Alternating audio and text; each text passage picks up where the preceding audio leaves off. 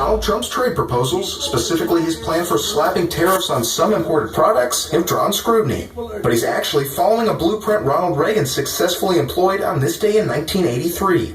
While Trump has targeted four-wheeled vehicles, every car, truck, and part that you make and is shipped into the United States, you are going to pay a 35% tax on. Reagan's focus was two wheels. The popularity of motorcycles surged heading into the 1980s, registration jumping from less than 200,000 in 1945 to 6 million in 1981. But economic troubles and unfair competition abroad crippled the industry. Employment in motorcycle production dropped by the thousands, as did wages and hours worked.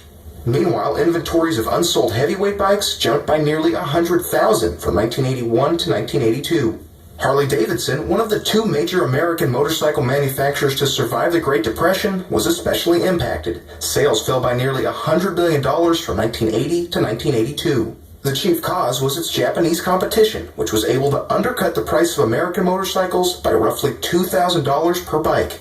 In 1972, Harley Davidson had 100% of the market for so-called heavyweight motorcycles with engines of 1,000 cc's or larger. One decade later, the market share percentage that used to be 100 was just 14.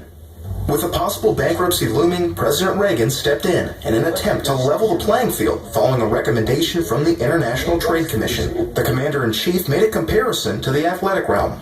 You asked us to give you breathing room so you could finish getting into shape to meet unexpectedly strong foreign competition. It was like giving a boxer a few extra weeks of training before a fight. It's similar to Trump's remark about rewarding trusted American companies that have fought to stay in the country while battling against foreign competition. They want to stay. They want to stay. They're fighting to stay. It's hard. We're the highest taxed nation in the entire world. It's hard for them to stay, and they stay. Those are the ones we have to cherish and love. These are the people that are great. Reagan instituted a 5-year tariff plan for heavyweight motorcycles 700 cc's and above. The tariff rate would jump from 4% to 49% the first year, then substantially decrease back to that 4% figure after the 5-year period. The major Japanese manufacturers did have a few escape clauses. They were still allowed to bring in 6,000 units at the previous tariff rate.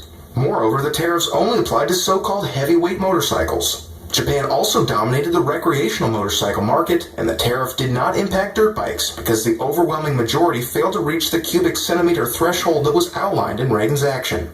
Overall, Harley-Davidson benefited from Reagan's action. Sales jumped about 10% annually every year from 1983 to 1990. The company even asked for the tariff to be lifted in the 5th year since it had recovered substantially. By the start of the new decade, Harley-Davidson once more retook the title of sales leader in the heavyweight motorcycle market.